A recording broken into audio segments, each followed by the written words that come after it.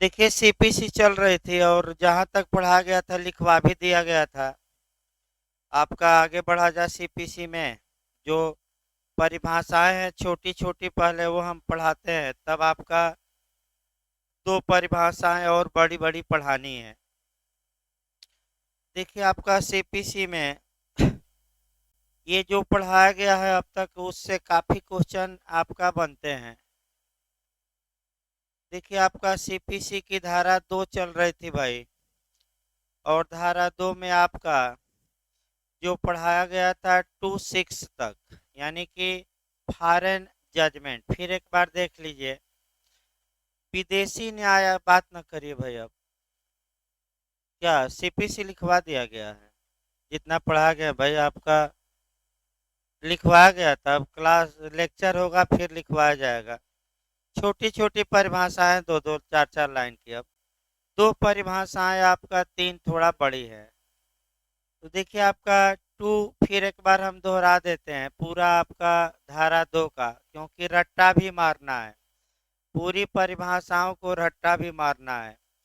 2(1) में बताया गया है कि संहिता के अंतर्गत नियम आते हैं। 2(2) में डिक्री बताई गई है। एक दो लोग भाई पूछ भी रहे थे कि वाद पत्र का, फोन करके भी तीन चार लोग पूछ रहे थे। जो है जगह पीछे बैठ जाए एकदम, थोड़ा आगे कर लीजिए बेंच, और हर जगह बैठिए। देखिए आपका वाद पत्र का नामंजूरन पूछ रहे थे, रिजेक्शन ऑफ प्लेंट, तो बताया गया था कि वाद पत्र का नामंजूरन डिक्री है और इसे डिक्री माना गया है, यानी कि ये डिम्ड डिक्री है, लेकिन डिक्री है, भले ही कैसी डिक्री हो, डिम्ड। और आपका आर्डर किस आर्डर के किस रूल में, वो रट कर जाइएगा। आर्डर 7 के रूल 11 में कई बार क्वेश्चन ये आ चुका है। मैंने आपका जे में कई बार ये क्वेश्चन पिछली बार भी आया था कि वाद पत्र का नामंजूरन का प्रावधान किस आर्डर के किस रूल में है। पिछली बार भी ये क्वेश्चन आया था। तो आदेश 7 के रूल 11 में। इसके बाद आपका 2(3) में बताया गया था डिक्रीदार, यानी कि जय पत्रधारी या विजय पत्रधारी, या हिंदी में कहते हैं आज्ञप्तिधारी। इसके बाद 2(10) हम बताए थे, लिखवाए भी थे कि हारने वाले को बताया गया है, यानी कि निर्णित ऋणी या जजमेंट डेटर। इंटरव्यू में भी पूछा जाता है कि सामान्यतः एक पक्षकार जीतता है सिविल मामलों में, दूसरा हारता है, तो क्या दोनों पक्षकार डिक्रीदार और निर्णित ऋणी हो सकते हैं? तो दो कंडीशन बताइएगा। एक हम सेट ऑफ या मुजराई बताए थे, और दूसरा काउंटर क्लेम, यानी कि प्रति दावा। इसको आगे डिटेल में बताया जाएगा। इसके बाद 2(5) में बताया गया था विदेशी न्यायालय। ये भी आपका नहीं, 2(4) में जिला की भी परिभाषा जेस में पूछी गई है। फिर 2(5) भी पूछा गया है, फॉरेन कोर्ट किस में है। तो इसके बाद फॉरेन जजमेंट। तो आपका 2(6) है जगह, आगे बैठिए हो, अगले सीट पर बैठे, कोई दिक्कत नहीं। हाँ, बैग उधर कर दीजिए थोड़ा। इसके बाद 2(6) भी। इसके बाद जो पूछा जाता है मेंस में आपका, कह सकते हैं कि यहाँ से कि विदेशी निर्णय का कैसे भारत में प्रवर्तन होगा, कैसे भारत में लागू कराया जाएगा, वह भी नियम हम बताए थे। और विदेशी निर्णय को दो भागों में बांटे थे। एक रिसिप्रोकल, यानी कि पारस्परिक या आपका व्यतिकारी राज्य क्षेत्र, और दूसरा बंटवारा किया गया था व्यतिकारी से भिन्न।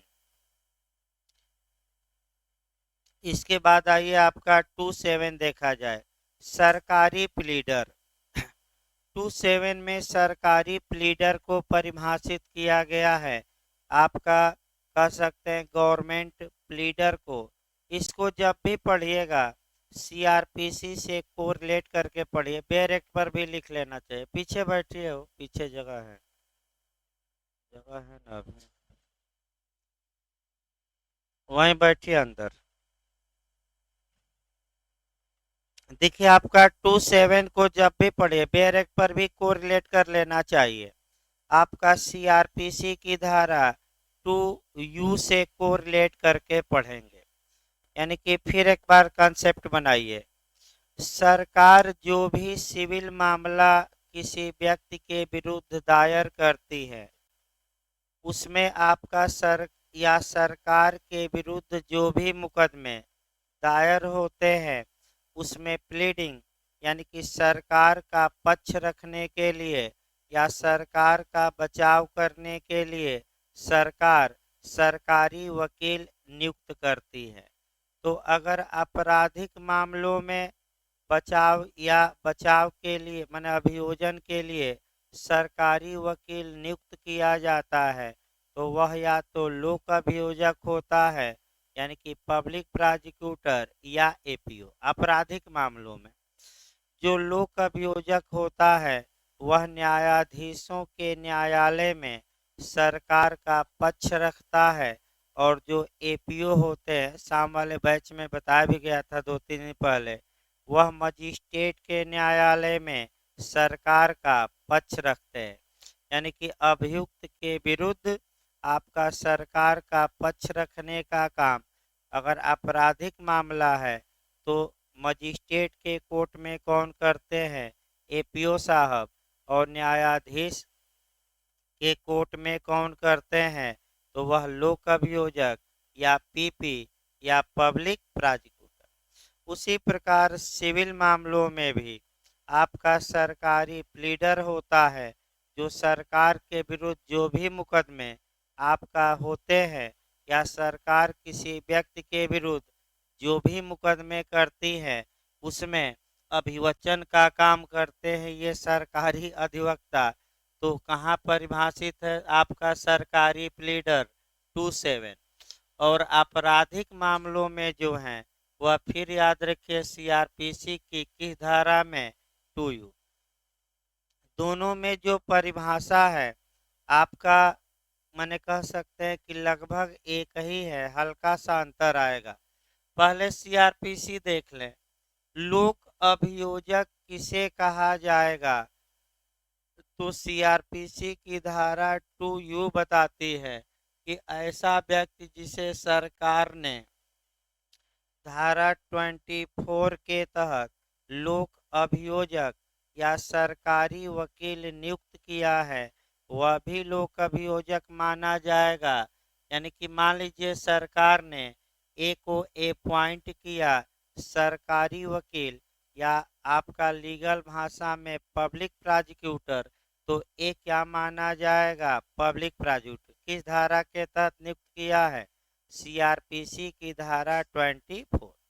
एक पॉइंट और इसमें सतर्क रहना है, वहीं आपका बार बार 2015 एपीओ में पूछा भी गया था।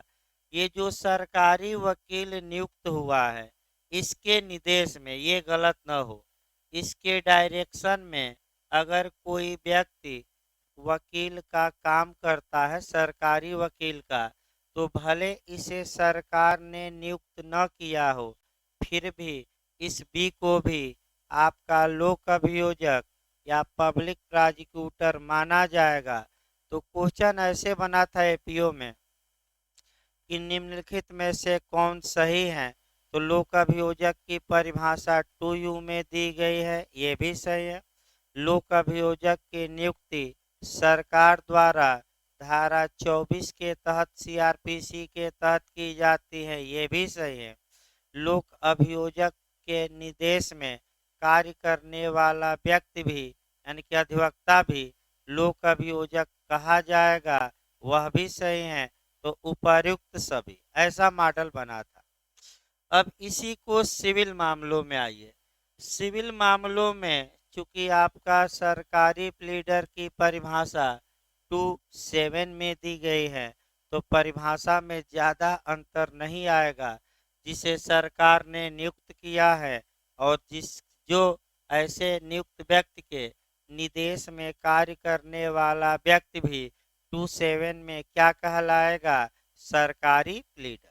यानी कि जो सीआरपीसी में निर्देश शब्द आया है, सिविल मामलों में भी वैसा ही लिखा है। देखिए बैरक की भाषा, सरकारी प्लीडर के अंतर्गत ऐसा कोई अधिकारी आता है जो सरकारी प्लीडर पर इस संहिता द्वारा अभिव्यक्त रूप से, माने स्पष्ट रूप से जो लिखा गया, अभिव्यक्त माने लिखा गया हो, अभिव्यक्त रूप से अधिरोपित कृत्यों, कृत्यों मतलब कि कार्यों, या उनमें से किसी यानी कि सभी कार्यों, या किसी मतलब कि कुछ कार्यों, सभी कार्यों या कुछ कार्यों।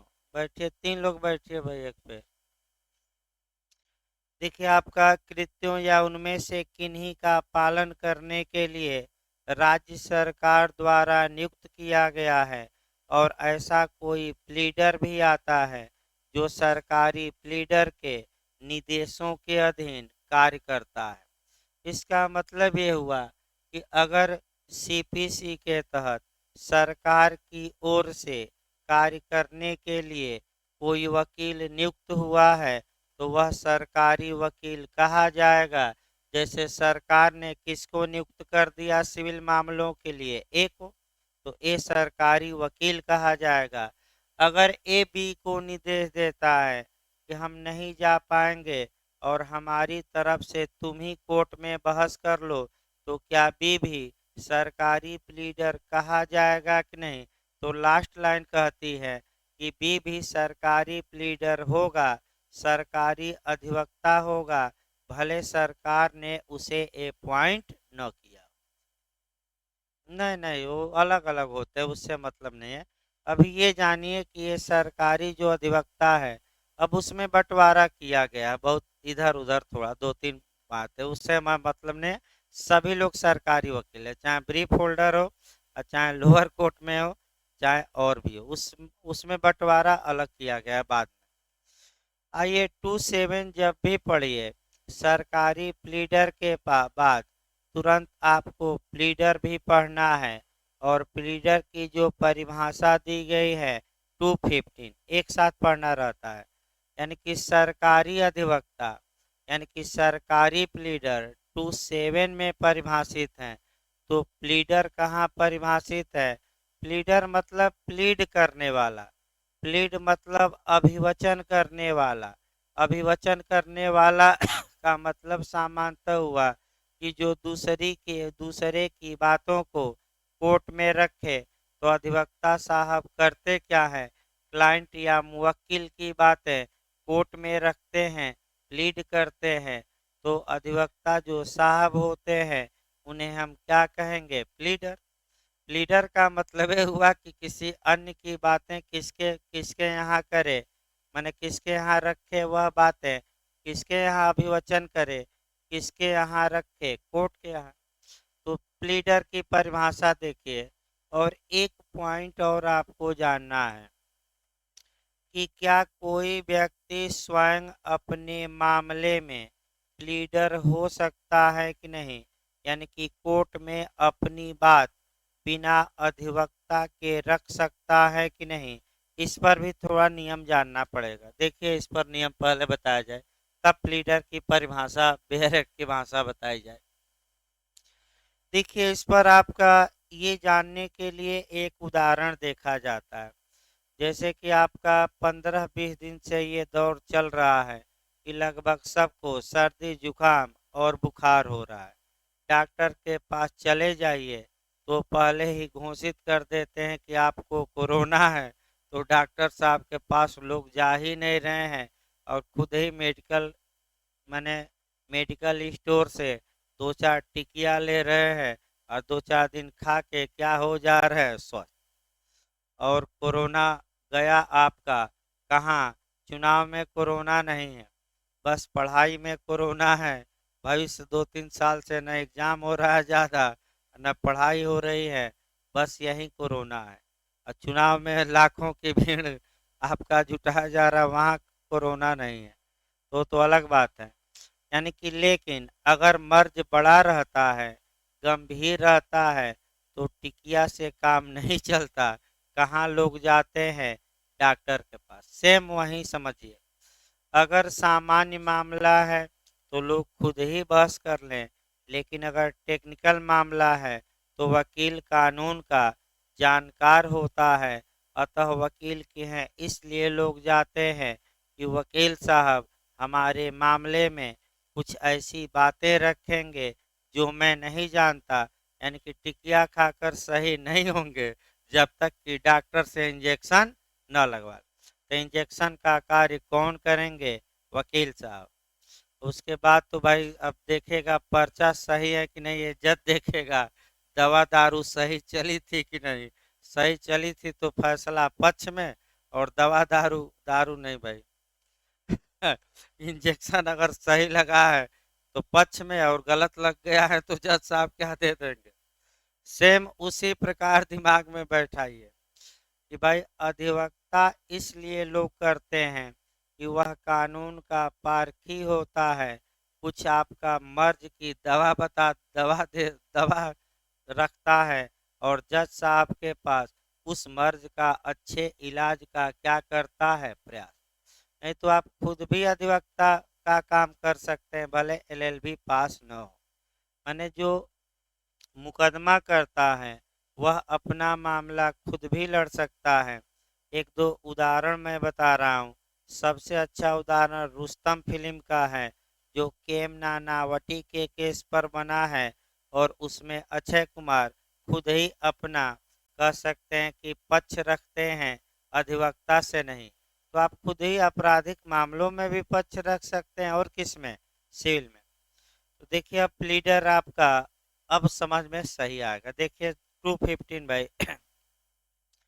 प्लीडर से न्यायालय में किसी अन्य व्यक्ति के लिए उपसंजात, नए लोग अगर न आए बैरक तो उस पर आसान भाषा में लिखते रहिए।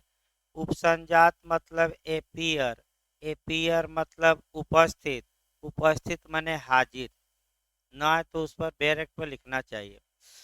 फिर एक बार, प्लीडर से न्यायालय में किसी अन्य व्यक्ति के लिए उपसंजात होने माने उपस्थित होने और अभिवचन करने। अभिवचन मतलब कि उसकी बात रखने, चाहे मौखिक रखे या लिखित में। अभिवचन करने का हकदार कोई व्यक्ति अभिप्रेत है, और इसके अंतर्गत अधिवक्ता भी आते हैं, वकील भी आते हैं और किसी उच्च न्यायालय का अटॉर्नी भी आता है। यानी कि एक लाइन में आपको बताया गया कि जो व्यक्ति न्यायालय में किसी अन्य की बातों को रखता है, सामान्यतः उसे ही हम क्या कहते हैं? प्लीडर। अधिवक्ता भी रख सकता है, ये काम वकील साहब भी कर सकते हैं, बैरिस्टर भी कर सकता है, अटॉर्नी भी कर सकता है, ये सब लोग कर सकते हैं। इन्हीं को हम क्या कहेंगे? प्लीडर। अगर सरकार ने इसी को नियुक्त कर दिया है कि आप सरकार का पक्ष रखिए, तो 27 में हम इसे क्या कहेंगे? सरकारी प्लीडर। मैंने प्राइवेट प्लीडर 215, और सरकारी प्लीडर किस में हमने बताया? 27। अगला देखिए भाई। हाँ, दोनों में अंतर भाई। सरकार नियुक्त करती है, वो सरकार का पक्ष रखेगा। किसमें बताइए? इसको अलग अंतर बताया जाएगा एक दिन। आपका बैरिस्टर, अधिवक्ता, अटॉर्नी, और भी 3-4 नाम है।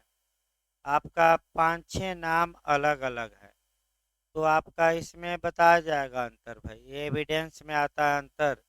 जब आपका 126 पढ़ाया जाएगा धारा एविडेंस की, समय ले लेगा ज़्यादा, इसलिए इसको छोड़ा जाए, आपका बाद में देखा जाएगा।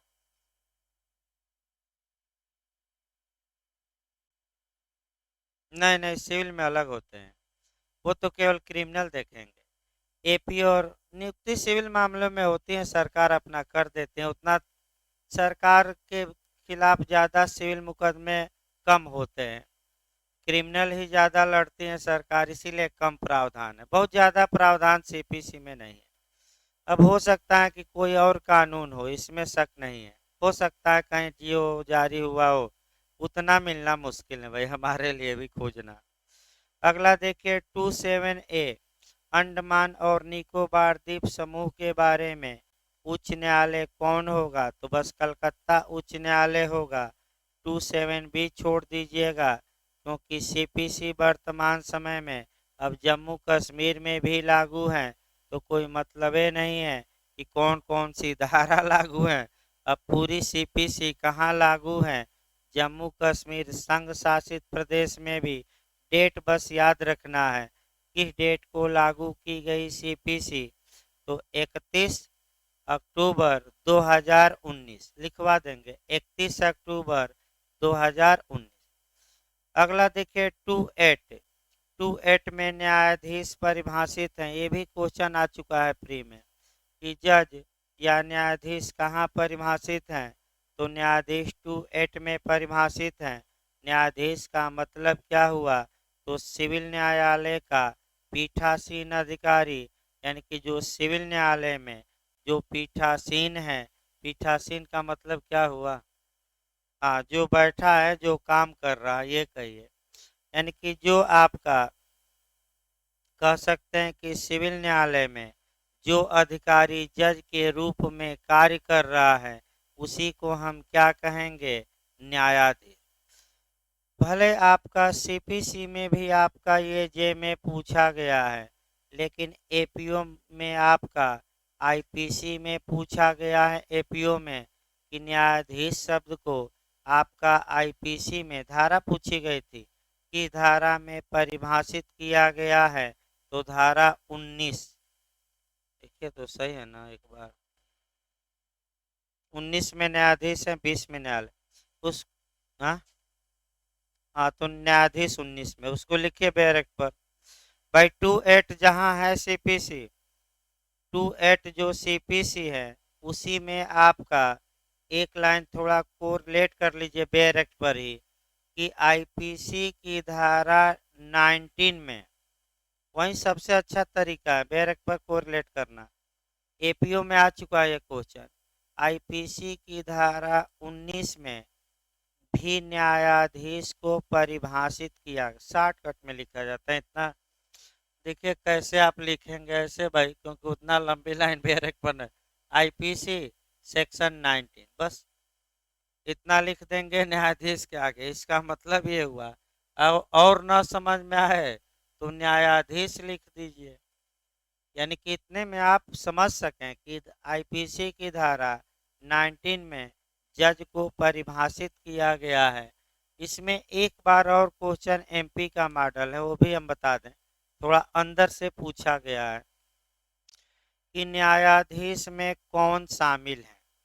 तो मजिस्ट्रेट भी आईपीसी में शामिल है, न्यायाधीश भी शामिल है, कलेक्टर भी शामिल है। उपर्युक्त सभी मारकर आइए, मैं बता दूं उपर्युक्त सभी। अगर इसी में दे दे कि न्याय पंचायत का सदस्य जो न्याय करता है गांव में, उसको भी अधिकारता है कुछ मामलों में, वह भी आईपीसी के तहत न्यायाधीश माना गया है। ये याद रखिएगा। कलेक्टर भी है, पंच भी है, मजिस्ट्रेट भी है, न्यायाधीश भी है, आईपीसी के तहत। सबके लिए नहीं, आईपीसी इन सबको क्या मानती है? न्यायाधीश। ये एमपी में क्वेश्चन आया है ऐसे मॉडल का। तो अगला ये 29 बता ही दिया गया है कई बार, शुरुआती दौर से ही बताया जा रहा है कि जजमेंट या निर्णय का मतलब क्या हुआ। तो डिक्री या आदेशों के डिक्री या आदेश के आधारों का कथन। ये भी यूपी में 2 बार जे में आया है क्वेश्चन कि जजमेंट का मतलब क्या हुआ, तो गलत ना हो। निर्णय नहीं, डिक्री या आदेश के आधारों का कथन। फिर एक बार एक लाइन हम समझा देते हैं। जब न्यायालय कोई आज्ञप्ति, डिक्री को हिंदी में आज्ञप्ति कहते हैं, जब न्यायालय कोई आज्ञप्ति या आर्डर पास करता है तो उसके उसका कारण बताता है। क्यों क्यों मैं ये डिक्री पारित किया, क्यों मैं ये आदेश पारित किया, और उन्हीं कारणों को, उन्हीं बयानों को, उसी बेस को, उसी आधार को 29 में क्या कहा गया है? निर्णय। ये याद रखिएगा, कारण जो होते हैं उसी को, मैंने किसके कारण? डिक्री या आदेश। अगला ये 210 बताया जा चुका है, हारने वाला, अर्थात इसको हम क्या कहेंगे? निर्णित ऋणी। इसके बाद 211 और 212 अलग से बताई जाएगी डिटेल में। पहले आपका और छोटी छोटी परिभाषा निपटा दिया जाए। 211 में आपका विधिक प्रतिनिधि लीगल रिप्रेजेंटेटिव दिया गया है। ये बिहार जेके मेंस में भी पूछा गया था। 212 में मैं लगातार उदाहरण बता रहा हूँ। अंतःकालीन लाभ या मीन प्रॉफिट या मध्यवर्ती लाभ या मध्यकालीन लाभ दिया गया है। और आपका ये भी हम अब डिटेल में बताएंगे। लेकिन 213 देखिए भाई, दो ये अभी डिटेल में चलेगा, पहले पूरा हो जाए 220 तक आपका, तब दो ही बचेगा। देखिए 213 जंगम संपत्ति। जंगम संपत्ति का मतलब कि चल संपत्ति, ना तो लिख लीजिएगा भाई जिसको। चल संपत्ति यानी कि मूवेबल प्रॉपर्टी। तो जब भी आप चल संपत्ति पढ़ेंगे आपका, तो 3 एंगल से पढ़िएगा। मैं फिर बता दूं, 3 एंगल आपका ये बनाना है कि पहला तो शुद्ध रूप से कोरिलेट करना है इंडियन पेनल कोड यानी कि भारतीय दंड संहिता यानी कि आईपीसी के सेक्शन 22 से पहले। तो अगर आई इसका देखिए दो दो तीन तीन क्वेश्चन आपका एक साथ इससे तैयार होगा। अगर क्वेश्चन ये पूछे कि आईपीसी की किस धारा में मूवेबल प्रॉपर्टी को परिडिफाइन किया गया है, तो आपका जवाब क्या रहेगा? आईपीसी की धारा 22। यही क्वेश्चन आपका पूछ ले कि सीपीसी की किस धारा में मूवेबल प्रॉपर्टी या चल संपत्ति को परिभाषित किया गया है, तो 213 में। लेकिन यही आपका टीपीए में पूछ ले कि भाई आपका टीपीए में चल संपत्ति नहीं परिभाषित है, अचल पूछा गया एक बार जे में कि टीपीए में यानी कि संपत्ति अंतरण अधिनियम में चल संपत्ति परिभाषित है कि अचल की दोनों, तो दोनों ना मारिएगा, केवल क्या परिभाषित है? अस्थावर संपत्ति या अचल संपत्ति, इमूवेबल प्रॉपर्टी, और वह धारा 3 में है। तो अचल संपत्ति में कौन शामिल नहीं है? 3 चीजें बताई गई हैं। आपका खड़ा कास्ट बताया गया था भाई, स्टैंडिंग टिम्बर, इसके बाद उगती घासें ना उगती फसलें और घासें। तो आप लोग खुद दिमाग लगाना है कि जब ये अचल संपत्ति नहीं है तो अचल के बाद बचा ही क्या? चल। तो खड़ा काष्ठ चल होगा, उगती फसलें भी क्या होंगी? चल होंगी, और घासें भी क्या होंगी? चल। तो पहले आपका सीपीसी की परिभाषा देखा जाए।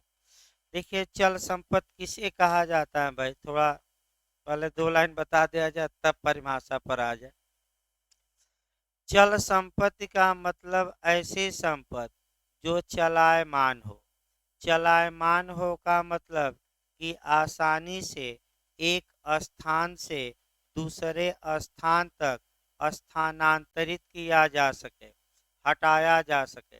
जैसे पेन है, कापी है, किताब है, ये बेंच लगा है, इसे आसानी से आप क्या कर सकते हैं? वाहन है, एक स्थान से कहाँ हटा सकते हैं? दूसरे। इसी को आसान भाषा में चल संपत्ति कहा जाता है।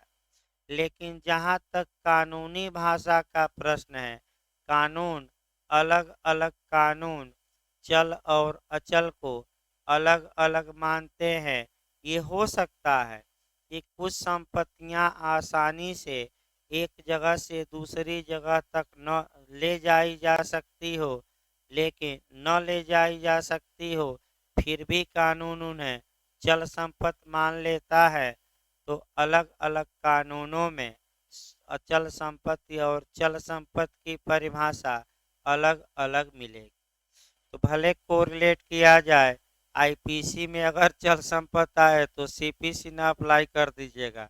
आईपीसी में आए तो आईपीसी की धारा से गवर्न होगा भाई। सीपीसी में अगर चल संपत्ति आती है तो आईपीसी वाली परिभाषा ना लागू कर दीजिएगा। कौन सी लागू होगी? और टीपीए में आती हैं तो जो धारा 3 में अचल संपत्ति परिभाषित है वो। तो देखिए 213 क्या लिखता है, एक लाइन का है। चल संपत्ति के अंतर्गत उगती फसलें आती हैं, यानी कि जो ग्रोइंग क्रॉप्स होता है, लहलहाती फसलें होती हैं, चना, मटर, गेहूं, सरसों, ये सीपीसी इन्हें अचल नहीं मानती, इन्हें क्या मानती हैं, मुएब। लेकिन फिर हम बता दें, अगर यही परिभाषा आप संपत्ति अंतरण अधिनियम 1882 में देखेंगे, धारा 3 में, तो केवल उगती फसलें ही नहीं, आपका वहाँ 3 संपत्तियों को चल माना गया है, खड़े काष्ठ, उगती फसलें और घास। तो अंतर आ गया, इस यहाँ केवल किसको माना गया, सीपीसी में उगती फसलें, आपका घास और खड़ा काष्ठ नहीं है। लेकिन टीपीए आपका खड़ा काष्ठ और घास को भी आपका क्या मानती हैं, चल। अब आईपीसी में आइए, एक लाइन आईपीसी बता दिया जाए।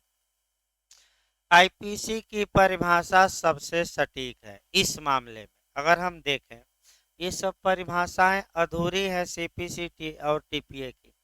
आईपीसी की धारा आपका 22 ये कहती है, पहला नियम, कि जितना कारपोरल या मूर्त संपत्तियां हैं, यानी कि जिन संपत्तियों को हम देख सकते हैं, वे सभी संपत्तियां आपका क्या मानी जाएंगी, चल। आप कहेंगे कि मकान भी हम देखते हैं, पेड़ भी, लेकिन, तो लेकिन जहाँ लगा रहता है, लेकिन बिना लेकिन के न पढ़िएगा, ये नहीं कि दूसरा, यानी कि जहाँ भी बट या परंतु या लेकिन लगा हो, तो आधा अधूरा शब्द पढ़कर उसको न समझ लीजिएगा, जब तक कि लेकिन वाला शब्द भी न पढ़ लीजिए। मैं बार बार बता रहा हूँ, अगर अपवाद या परंतु दिया है तो हर हाल में परंतु पढ़कर तब पूरा कहानी समझा जाता है। यह नहीं कि आधा अधूरा ही पढ़ लीजिएगा। लेकिन इसके अंतर्गत निम्न नहीं आते, तो भूमि नहीं आती, यानी कि इसका लेकिन अब लग गया, यानी कि चल, भूमि चल संपत्ति है कि अचल, तो चल नहीं है, क्योंकि भूमि चल संपत्ति में नहीं आती। इसके बाद भूमि से जो बद्ध चीजें हैं, यानी कि या तो जिनकी जड़ भूमि में है या जिनकी नींव भूमि में है, तो जितने पेड़ पौधे आप देख रहे हैं, आईपीसी उन्हें अचल मानेगी, चल नहीं। और जितने ये मकान उकान तंबू वम्बू देख रहे हैं, जिनकी जड़, जिनकी नींव कहाँ है, जमीन में, आईपीसी उन्हें चल नहीं मानती, क्या मानती है, अचल। और ऐसी भूबद्ध चीजों से अस्थायी रूप से जुड़ी हुई चीजें, जैसे मकान है तो खिड़की, दरवाजा, पंखा, ये कैसे जुड़ा हुआ है, अस्थायी रूप से, तो ये भी अचल संपत्ति मानी जाए। यहाँ जो आपका क्वेश्चन एपीओ में आया है, वो भी भाई कोरिलेट करके हमारा कर्तव्य है बताना। आपका एपीओ में क्वेश्चन आया है, वह पेड़ का ही आया है।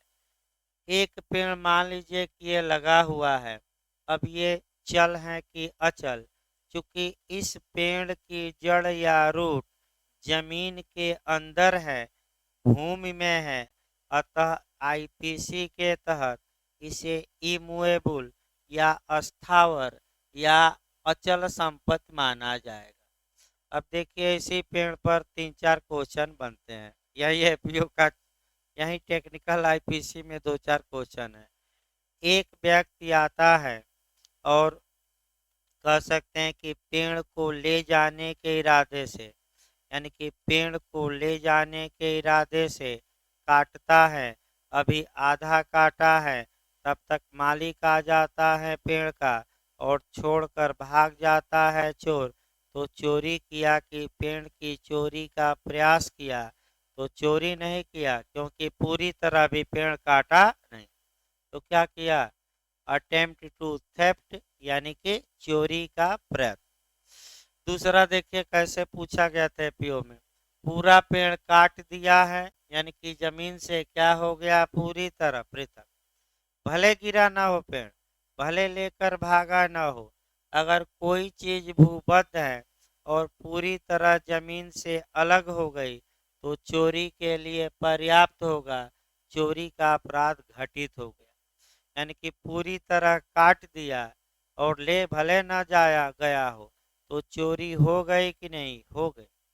इसी में आपका इरादा देखिए, इरादा ये था कि हम लेकर जाएंगे, इसी में इरादा हल्का सा चेंज करेगा।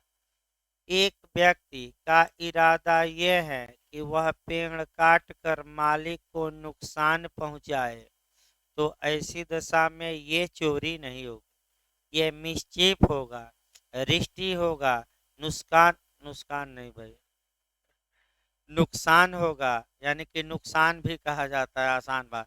नुकसान होगा, नुकसान होगा, यानी कि हानि होगी। तो हानि होगी तो कौन सा अपराध होगा, आपका रिश्ती या दोष उसको कहते हैं, या मिसचीफ। तीनों पॉइंट याद रखिए। ले जाने का इरादा है तो मैं फिर बता दूं, ले जाना का इरादा है तो चोरी में लाइएगा, और अगर नष्ट करने का इरादा है तो चोरी न कराइएगा, चाहे काटा हो या डाल काटा हो या कुछ भी। कौन सा अपराध कराएंगे, रिश्ती। जैसे इसमें फसल का उदाहरण अच्छा बनता है।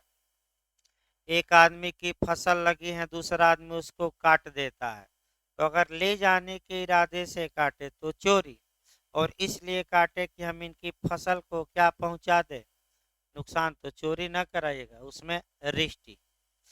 अगला देखिए 213, बहुत लंबा चल गया भाई आपका। 213 के बाद आइए 214, मैं बता भी चुका हूँ। आर्डर की परिभाषा दी गई है, आदेश की कई बार बताया जा चुका है कि जब कोई न्यायालय निर्णय देता है तो निर्णय से जो निष्कर्ष निकलेगा या तो डिक्री होगी या वह आदेश होगा। तो डिक्री कब होगी, जब धारा 2 की उपधारा 2 की शर्तों को वह निर्णय पूरा करे, और पूरा नहीं करता है तो सदैव वह क्या कहलाएगा, आदेश। तो आदेश सिविल न्यायालय ही देता है, सिविल न्यायालय का विनिश्चय ही है। सिविल न्यायालय प्रारूपिक अभिव्यक्ति भी करता है, फॉर्मल एक्सप्रेशन, लेकिन जो डिक्री नहीं है। तो जो डिक्री नहीं है वही क्या है, सिविल न्यायालय द्वारा दिया गया विनिश्चय, आदेश। तो नकारात्मक परिभाषा दी गई है कि सकारात्मक, नकारात्मक बताया गया था। अगला देखिए 215 हो गया प्लीडर। 216 विहित, ये भी 2-3 बार जे में आ चुका है। जो ये 216 की परिभाषा है ये भी 2 बार जे में रिपीट किया है, गलत ना हो। आपको देखिए 216 धारा 2 की उपधारा 16 में विहित शब्द परिभाषित है। विहित को इंग्लिश में कहते हैं प्रेस्क्राइब। अभी हम बताते हैं। इसको जब भी पढ़िएगा, इसको सीआरपीसी की धारा 2T से पढ़िएगा। फिर मैं बता दूं, सीआरपीसी की धारा 2T में भी विहित या प्रेस्क्राइब्ड शब्द को परिभाषित किया गया है। तो 2 क्वेश्चन एक साथ पहले तैयार करिए। विहित पहले देखिए, विहित शब्द को सीपीसी की धारा में परिभाषित किया गया है, तो जवाब रहेगा 216।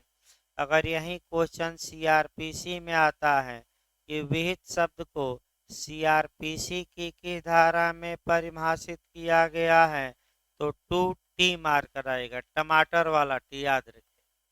अब विहित का मतलब समझिए। विहित का मतलब होता है नियमों द्वारा विहित। फिर नए लोग समझे भाई, थोड़ा टेक्निकल है, 2-3 और को रिलेट करना पड़ेगा। नियमों द्वारा विहित, इसका मतलब ये हुआ कि जो उपबंध नियमों में किए गए हैं या नियमों में जो प्रावधान दिए गए हैं, उन्हीं प्रावधानों को हम क्या कहते हैं, प्रेस्क्राइब या विहित।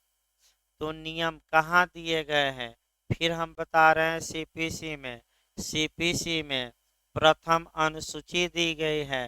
प्रथम अनुसूची में टोटल 51 आदेश दिए गए हैं। इन आदेशों के अंदर क्या दिए गए हैं? नियम। और इन्हीं नियमों को 216 में हम क्या नाम देंगे? प्रेस्क्राइब। तो जहां भी क्वेश्चन आए कि विहित का मतलब क्या हुआ, एक शब्द देखिएगा, इधर उधर ना भ्रम जाइएगा। नियमों द्वारा विहित।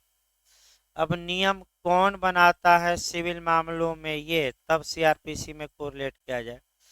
जहां तक सीपीसी की बात है, संघ भी नियम बना सकता है, राज्य भी बना सकता है, और संबंधित राज्य का उच्च न्यायालय।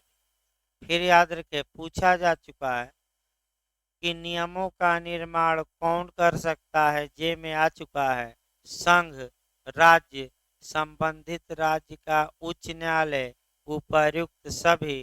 तो क्या मार कर आएंगे? उपर्युक्त सभी। बस एक लाइन और जानना है कि जो उच्च न्यायालय नियम बनाता है उसके लिए दो धाराएं सीपीसी में है, 122, 125। और उच्च न्यायालय जो नियम बनाएगा 216 में हम उसका लीगल नाम क्या देंगे? विहित। तो विहित का मतलब क्या हुआ? जो नियमों में, नियमों द्वारा विहित, यानी कि जो नियमों में उल्लिखित है जो बातें, उसी को हम क्या कहते हैं? विहित। ये सिविल मामला बताया गया। अब थोड़ा बहुत आपका कोरिलेशन यहाँ एक दो क्वेश्चन करना है। यहाँ कोरिलेशन ये आपको जानना है कि सीआरपीसी की धारा 2T और 477 पढ़ना है। सीआरपीसी की दो धाराएं पढ़नी है। कौन कौन? 2T और कौन सी? फिर संविधान का अनुच्छेद 145 और 227। कम से कम दो अनुच्छेद तो भाई याद ही रखना पड़ेगा। अब एक एक चीजों को ध्यान से देखिए जो लिखा गया है। सीआरपीसी की धारा 2T में भी विहित शब्द को परिभाषित किया गया है। विहित का मतलब नहीं बदल जाएगा। विहित का मतलब वहां भी हुआ नियमों द्वारा विहित। ये नहीं कि मतलब बदल जाइएगा, वहां भी क्या मतलब हुआ? नियमों द्वारा विहित। तो आपराधिक मामलों में जो नियम कुछ मामलों के लिए बनाए जाते हैं वह उच्च न्यायालय बनाता है। किस सेक्शन के तहत? सीआरपीसी के 477 के तहत।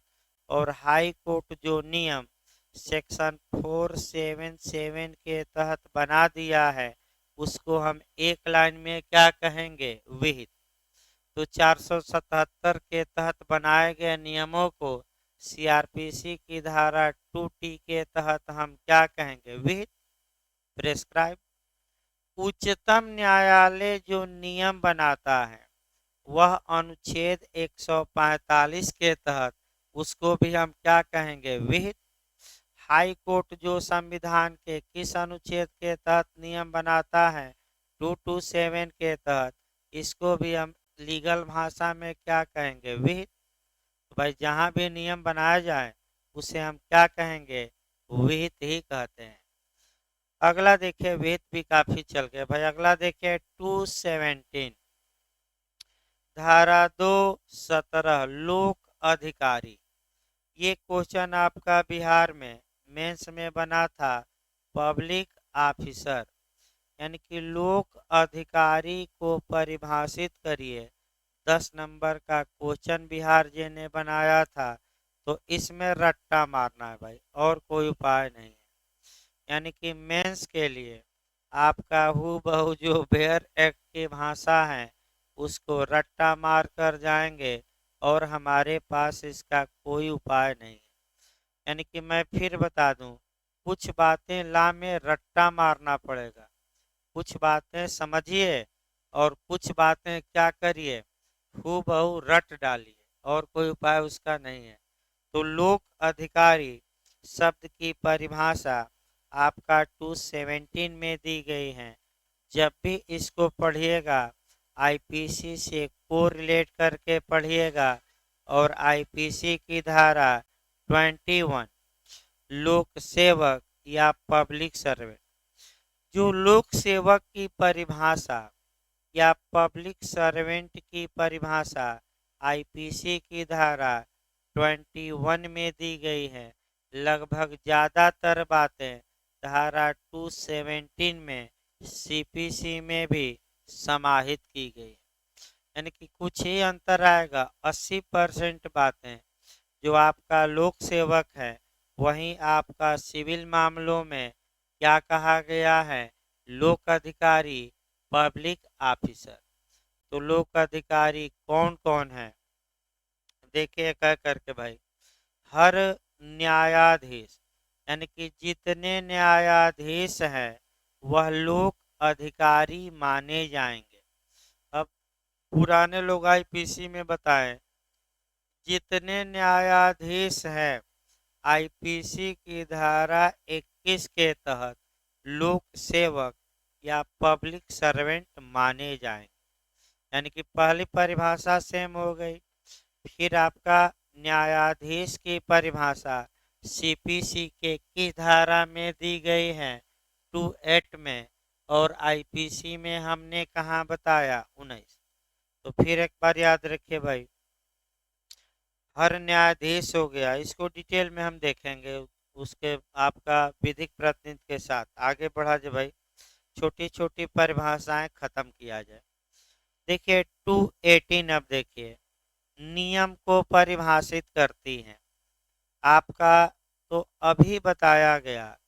देखिए यहाँ से भी आपका क्वेश्चन बनता है, और जहाँ तक 20 टोटल परिभाषाएं हैं उसमें 3 परिभाषाएं तो नियमों से ही संबंधित है और 2:1 संबंधित है, 2:16 और 2:18। देखिए फिर एक बार कंसेप्ट बनाइए।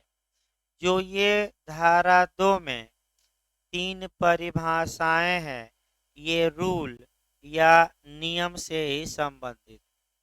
मैं एक दिन बताया भी था कि कई जगह नियम के बारे में दिया गया है, तो सबसे अच्छा रहता कि एक ही परिभाषा में 2-3 लाइन में सब कुछ क्या किया जाता, लिख दिया जाता। लेकिन अलग अलग सब कुछ लिखा गया है। आपका एक और पढ़ लीजिएगा इसी के साथ, कम से कम 4 पढ़िए। एक धारा कौन हम पढ़ा रहे हैं, 121, एक साथ कोरिलेट करके पढ़िएगा।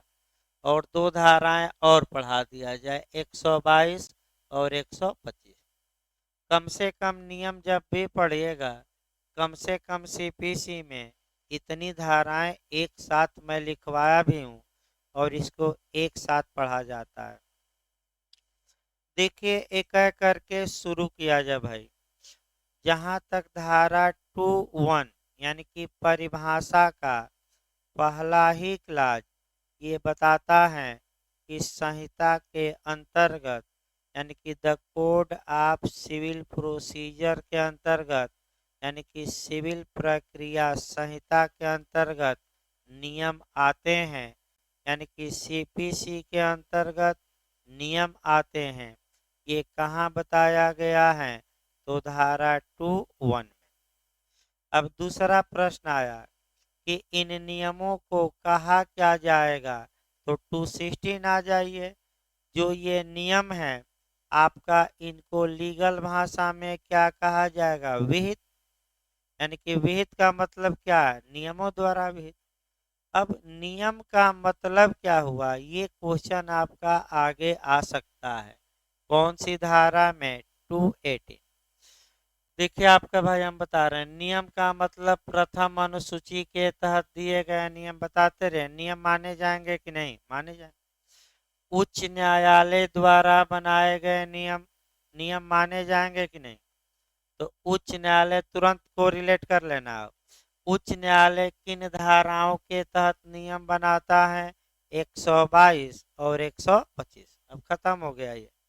इसके बाद आइए, जो प्रारूप है, यही गलती होगी। जो मॉडल दिया गया है, जो फॉर्म दिया गया है, जो प्रारूप सीपीसी में दिया गया है, क्या वह प्रारूप नियमों के अंतर्गत शामिल है कि नहीं, तो धारा 218 बताती है कि शामिल है। ये ना कहेगा कि बाहर है। प्रारूप या मॉडल जो हैं, नमूने दिए गए हैं, वे नमूने भी नियमों में शामिल हैं। तो क्वेश्चन का नया मॉडल बनाइए। नियम में कौन शामिल है? तो दे देगा प्रथम अनुसूची के तहत वर्णित नियम। दूसरा ऑप्शन देगा 122 और 125 धारा के तहत उच्च न्यायालय द्वारा बनाया गया नियम। तीसरा दे देगा प्रारूप और चौथा दे देगा उपर्युक्त सभी। तो क्या मार्क कराएंगे बताइए? उपर्युक्त सभी। ऐसा मॉडल बन सकता है। अब 121 एक बचा, इसको भी निकाल लीजिए बैरेक्ट से भाई। जो जो तुरंत तुरंत बैरेक्ट से निकाल के देखना चाहिए। 121 देखिए, आपका नियम के बारे में ही प्रावधान करता है और कहता क्या है आपका, माने 121 देखिए, प्रथम अनुसूची में के नियमों का इफेक्ट या प्रभाव बताता है। देखिए, प्रथम अनुसूची में के नियम जब तक कि वे इस भाग के उपबंधों के अनुसार बातिल बातिल नए लोगों को न समझ में आए तो वायड वायड मतलब शून्य, शून्य मतलब उसका कोई मतलब नहीं। ना है तो लिख लीजिएगा नए लोग। नए लोगों को समस्या आएगी आपका शब्दों में, तो आसान भाषा में ऊपर या नीचे लिखिए। बातिल माने वायड, वायड मतलब शून्य। ये बातिल उर्दू शब्द है। अब देखिए बिहार का मॉडल आपका उर्दू शब्द है, तो बातिल पहले शब्द बताया जाए तब बैरेक्ट बताया जाए भाई। देखिए आपका जो बातिल या शून्य शब्द है, आपका पिछली बार बिहार जे के इंटरव्यू में भी बना था और एक लोगों से पूछा गया था कि जो बातिल शब्द है, वार्ड शब्द संविधान में कहाँ प्रयोग किया गया है? तो सबसे पहले तो अनुच्छेद 13 में ही मिलता है। अनुच्छेद 13(1) और अनुच्छेद 13(2). आपका दूसरा क्वेश्चन प्री में पूछा गया था आपका मुस्लिम विधि में।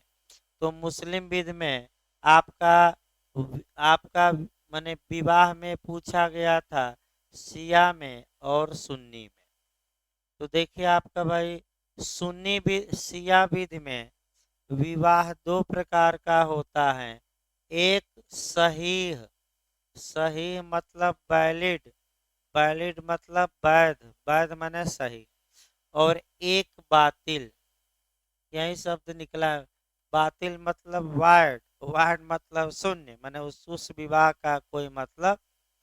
तो सिया विधि के तहत विवाह के प्रकार बताइए, तो दो बताइएगा। कौन कौन? आपका सही यानी कि सही, वैध वैलिड, और दूसरा कौन है? शून्य।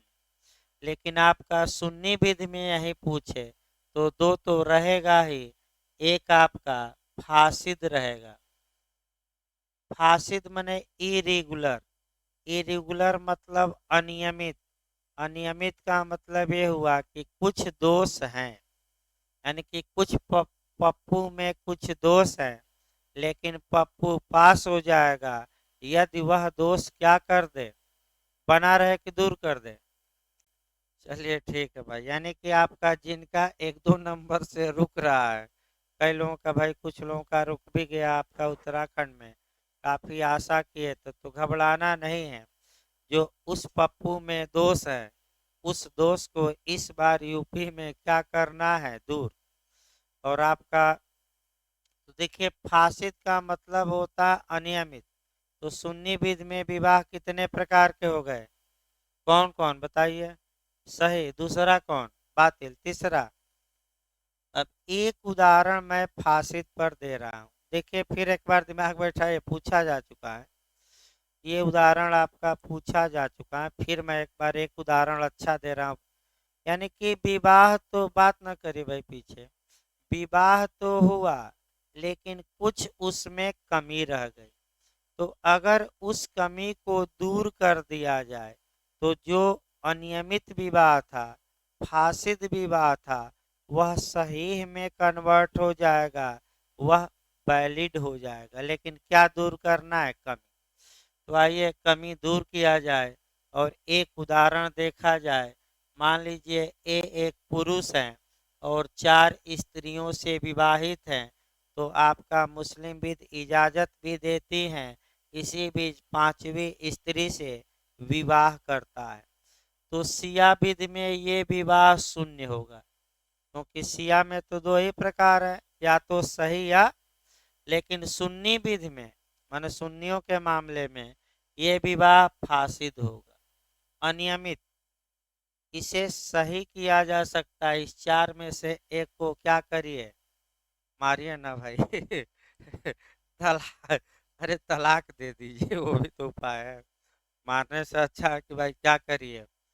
तो जैसे ही ए पहले की 4 पत्नियों में से एक को डाइवोर्स देता है, तो ये जो माने जो ये स्त्री से विवाह किया था 5वीं, अब ये जो कमी थी, अनियमितता थी, ये दूर हुई और ये 5वां विवाह अब क्या हो जाएगा? वैध। यानी कि लास्ट लाइन ये रहा कि कुछ कमियां थी और वह कमियां जब दूर हो गई तो वह अनियमित विवाह किस में कन्वर्ट हो गया? सही में, यानी कि वैध में। न समझ में आया तो फिर बताइए, मारिएगा ना, एक को डाइवोर्स दिलवा दीजिएगा। तो अब 4 स्त्रियां रहेंगी या 4 तो वैध है। अगला देखिए भाई 121 देखिए, फिर बातिल शब्द बताया गया। प्रथम अनुसूची में के नियम जब तक कि वे इस भाग के उपबंधों के अनुसार बातिल, बातिल माने शून्य, या परिवर्तित, परिवर्तित माने चेंज, बदल न दिए जाए, परिवर्तित न कर दिए जाएं, ऐसे प्रभावशील होंगे मानो वे इस संहिता के पाठ में अधिनियमित हो।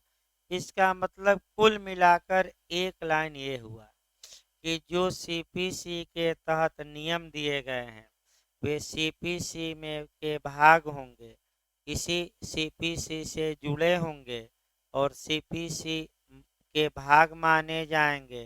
लेकिन कब भाग नहीं माने जाएंगे? अगर उन्हें शून्य घोषित कर दिया गया हो या उनकी जगह क्या ला दिया गया हो? नया नियम।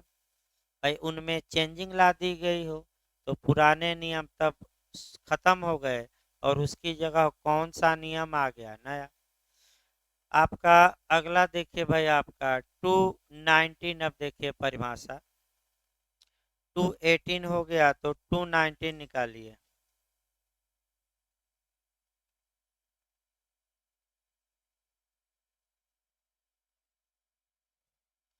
219 में निगम अंश, शेयर इन ए कारपोरेशन, निगम अंश। देखिए किसी किसी के बैरट में नियम अंश दिया है, नियम अगर हो तो काट दीजिएगा। निगम अंश, निगम अंश का मतलब शेयर इन ए कारपोरेशन। अब पहले निगम बताया जाए तब ना, लेकिन पहले एक लाइन देखिए फिर इसको समझाना पड़ेगा। देखिए भाई आपका निगम अंश के बारे में यह समझा जाएगा, तो बार बार आपको बताया जा रहा है, माना जाएगा, समझा जाएगा। इसका मतलब है हुआ डीम्ड। जहाँ भी शब्द आए कि यह समझा जाएगा कि पप्पू पास हो गया, यानी कि वास्तव में पप्पू पास नहीं हुआ, लेकिन लोग मान लिए कि पप्पू क्या हो गया, तो समझा जाएगा मतलब डीम्ड। देखिए आपका निगम अंश के बारे में समझा जाएगा कि इसके अंतर्गत स्टॉक, डिवेंचर स्टॉक, डिवेंचर या बंध पत्र आते हैं। तो ये सब तो कंपनी ला की बातें हैं, लेकिन निगम अंश का मतलब क्या होता है? अब इसको समझाने के लिए फिर बैक होना पड़ेगा आपका जुरिस्प्रूडेंस में। देखिए भाई अब, क्योंकि भाई नए लोगों के भी तो दिमाग में बैठे जो बताया जाए, पुराने लोग तो इतना पर आपका जान लेंगे।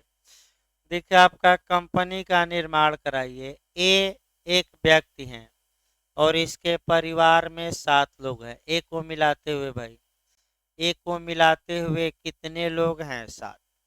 इसने एक जूता बनाने की कंपनी बनाई, तो ये 7 लोग हो गए कंपनी निर्माता। और ये कंपनी बन गई। तो जब कंपनी बनती है तो थोड़ा नियम नए लोग जाने। कंपनी उधार लेती है लोगों से, यानी कि कुछ पूंजी अपनी लगाती हैं और कुछ लोगों से उधार लेती हैं, शेयर जारी करती हैं। कंपनी ये कहती है कि लोग हमारा शेयर खरीदें और हमें पैसा दें। तो जैसे शेयर मार्केट है, तो जब आप किसी कंपनी का शेयर खरीदते हैं, इसका मतलब कि आप कंपनी को ऋण दे रहे हैं, उधार दे रहे हैं। तो आपका इस कुनबे ने क्या किया, परिवार ने क्या किया कि 20% पैसा अपना लगाया और 80% का क्या जारी किया, शेयर। कंपनी जूते का व्यापार करेगी, शेयर लगाइए, शेयर बढ़ेगा, फायदा होगा, तो 80% उधार लिया। फिर आपका कंपनी बैठ गई मतलब कि ध्वस्त हो गई। ध्वस्त हो गई माने काम रुक गया। तो जो ये कुनबा था, कंपनी का पूरा पैसा लेकर बैठ गया। अब ये जो लोग 80% उधार दिए थे, ये कोर्ट में चले गए। कहाँ चले गए? अब इन लोगों का ये कहना था कि हजूर ये सालोमन, अब केस पर आ जाइए। सालोमन बनाम सालोमन एंड कंपनी का केस बताया जा रहा है। सालोमन बनाम सालोमन एंड कंपनी। अब ये लोग कह रहे थे कि हजूर इसी सालोमन ने पैसा हमारा लिया है, उसे दिलवाइए। और ये फैमिली वाले कह रहे थे, मैंने सालोमन कह रहा था कि हजूर ये हमें कहाँ पैसा दिए हैं, ये तो पैसा किसको दिए हैं, कारपोरेशन को, कंपनी को, निगम को। ये जाकर किससे वसूले? मैं अलग और कंपनी क्या अलग? तो बताइए, अलग अलग है कि नहीं? व्यक्ति अलग और कंपनी क्या है? एक ग्रोवर महोदय का उदाहरण भी जूरिस्प्रूडेंस में आता है कि ग्रोवर महोदय ने बहुत एक सुंदर उदाहरण दिया है कि एक कंपनी के सभी निदेशक जुटे थे, डायरेक्टर की मीटिंग हो रही थी, एक बम विस्फोट होता है, सभी डायरेक्टर मर जाते हैं। तो व्यक्ति आता है जाता है, लेकिन कंपनी नहीं मरती, कंपनी जीवित रहती है। क्यों? क्योंकि व्यक्ति की हैसियत अलग और कंपनी की क्या अलग। यानी कि सर्वप्रथम न्यायालय ने 1897 ईस्वी में सालोमन बनाम सालोमन के केस में कंपनी को पृथक व्यक्ति माना, अलग पर्सनालिटी माना और कहा कि कंपनी अलग व्यक्ति अलग। पैसा आप कंपनी को दिए हैं, कंपनी से वसूलिए। और कंपनी के नाम पर कौन सब खा लिए थे? परिवार वाले। कौन? जो सात का कुनबा था। अब होने क्या लगा, लोग कंपनी बनाते थे, शेयर जारी करते थे और क्या करते थे, पूरा पैसा हड़प लेते थे और कंपनी की आड़ में फ्रॉड करते थे। आज भी करते हैं। आज भी लोग कंपनी बनाकर व्यापार नहीं करते। और जब नोटबंदी हुई तो हजारों कंपनियां ऐसी मिले जो केवल कागज पर चल रही थी, काला धन को क्या कर रही थी, सफेद। और आपका गए अधिकारी, उसके एड्रेस पर तो कहीं एड्रेस है नहीं, कंपनी का पता ही नहीं। तो फिर याद रखे आज भी। तो 1916 में एक केस आया, लास्ट में बता दिया जाए आपका, डेमलर कंपनी का वाद। Daimler company. और इस वाद में ये कहा गया कि ठीक है, आपका कंपनी बनाने वाले अलग, कंपनी अलग, लेकिन न्यायालय कुछ दशाओं में ये जो बीच में कंपनी और व्यक्ति के क्या लगा है, पर्दा, इसको हटा सकता है और कंपनी के पीछे कार्य करने वालों को जिम्मेदार ठहरा सकता है। तो वर्तमान नियम ये है कि सामान्य नियम ये है, फिर एक बार कंसेप्ट बनाइए कि व्यक्ति अलग, कंपनी अलग, लेकिन न्यायालय कुछ दशाओं में ये जो व्यक्ति और कंपनी के बीच क्या लगा है, पर्दा, इसको हटा सकता है और कंपनी के कार्य के लिए कौन जिम्मेदार हो सकता है? व्यक्ति। हमेशा नहीं, कुछ दशाओं में। ये जो पर्दा हटाया जाता है बीच का, कंपनी और व्यक्ति के, इसको लीगल भाषा में याद रखिएगा। निगमन के आवरण को हटाने का सिद्धांत, अवगुंठन का सिद्धांत, घूंघट हटाने का सिद्धांत, लिफ्टिंग द कारपोरेट विल कहा जाता है। लिफ्टिंग द कारपोरेट विल का सिद्धांत किस केस में आया? तो 1916 में कौन सा केस हमने बताया? Daimler company. ये याद रखिए। अब इसको थोड़ा समाज में देखिए भाई, एक लाइन, क्योंकि वो भी जरूरी है। आइए, पर्दा है, पर्दा सुने ना, पर्दा को रहने दो, पर्दा न हटाओ, पर्दा जो हट गया तो भेद क्या होगा? छुप जाएगा। तो वही पर्दा देखिए, बहुत खतरनाक होता है पर्दा। आपका एक दो आपका कह सकते हैं कि सामाजिक उदाहरण देखिए, आपका विधिक उदाहरण तो हो ही गया, एक दो सामाजिक उदाहरण भी। पर्दा की कहानी भी आपका मैंने कह सकते हैं कि पढ़ी जाती है 6 या 7 में 8 में जो भी हो, कि एक आदमी के दरवाजे पर पर्दा लगा रहता है, अंदर कपड़े फटे हुए हैं, लोग फटे कपड़े पहन के रहते हैं, लेकिन वही पर्दा घर का आपका आसरा है, ताकि बाहर से कोई देख ना पाए। ये भी पर्दा की कहानी बनी है। और पूरा विस्तृत, सब परेशान रहते हैं कि अगर पर्दा हट गया तो वास्तविकता क्या होगी, दिख जाए। उसी प्रकार फिल्मों में भी आपका पर्दा का सिद्धांत बहुत अच्छा है, जिस पर कि मीटू बताया जाता है। मीटू मतलब मुझे भी, मी टू, मुझे भी। अब आइए आपका देखा जाए आलोकनाथ का। देखिए आलोकनाथ का सबसे अच्छा उदाहरण है भाई। देखिए आलोकनाथ, ये पर्दा लगा है, और पर्दा के पीछे और पर्दा के आगे दो बना लिया जाए। ये पर्दा लगा है, पर्दा हटता है, आपका ओके किया जाता है, पर्दे के आगे स्क्रीन पर आते हैं आलोकनाथ, और बहुत लच्छेदार बातें बताते हैं। लच्छेदार बाप का ही काम करते हैं ज़्यादा, मैंने पिता का या भाई का। और बहुत अच्छी अच्छी बातें फिल्मों में वह डायलॉग बोलते हैं, समाज के लोग बहुत प्रभावित होते हैं, इसमें कोई शक नहीं है, जाकर देखिए। और पर्दा आपका कह सकते हैं कि आपका कैमरा बंद हुआ तो ये पर्दा हट गया, तो पर्दा के कहाँ चले गए? पीछे। तो पर्दा के पीछे गए तो एक्टरों से छेड़खानी करते हैं। और आपका एक से छेड़खानी किए, दो से, तीन से, चार से, पहले ने आरोप लड़की ने लगाया, दूसरे ने, तीसरी ने, चौथी ने, पांचवी ने, छठवीं ने, और लगातार क्रम चलता रहा। इसी को मीटू कहते हैं। ये निकम्मा मुझे भी छेड़ा, मुझे भी छेड़ा, मुझे भी छेड़ा। अब कहिए तो इसका मतलब ये हुआ, लास्ट लाइन ये हुआ, ये पर्दा बड़ी खतरनाक होता है। पर्दे के आगे चेहरा कुछ और रहता है, और वास्तविकता जो दिखती है वो पर्दे के कहाँ दिखती है। और दुराचार का मुकदमा दर्ज है, कई लड़कियों ने छेड़खानी का मुकदमा इन पर दर्ज करा रखा है। तो अब तो निगम अंश आ गया। निगम अंश का मतलब ये हुआ कि जब कंपनी या कारपोरेशन बनता है तो वह शेयर जारी करता है। शेयर तमाम प्रकार के होते हैं, अब उसमें नहीं जाना है। और वो शेयर का मतलब ये हुआ कि कंपनी उधार ले रही है, और उसमें ये लालीपाप दिखा रहे हैं कि आपको हम कुछ क्या देंगे, लाभ। लेकिन कंपनी डूबी तो मान के चलिए आपका भी पैसा मिल नहीं पाएगा। जैसे कि आपका सहारा में तमाम लोग लगाए हैं, और आज भी लालीपाप कंपनियां दे रही हैं कि नहीं देंगे।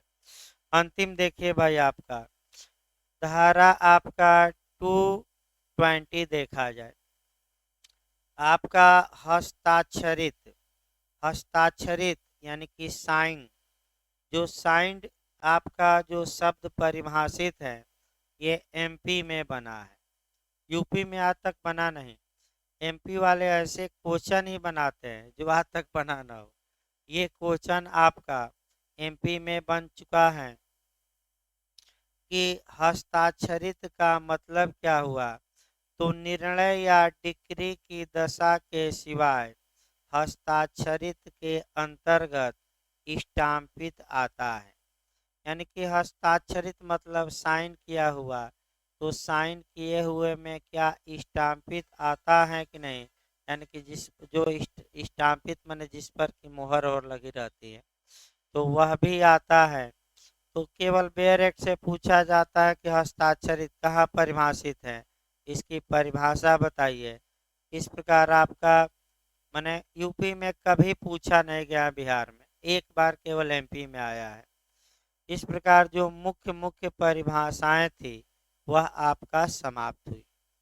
3 परिभाषाएं और बची है, आपका विधिक प्रतिनिधि, अंतःकालीन लाभ और आपका लोक अधिकारी, जो कल पढ़ाया जाएगा क्योंकि आज शेड्यूल सही भी करना है। तो आपका 15 मिनट का ब्रेक रहेगा, फिर टीपीए चलेगी भाई। आज से आपका सही किया जाए शेड्यूल थोड़ा, टीपीए चलेगा फिर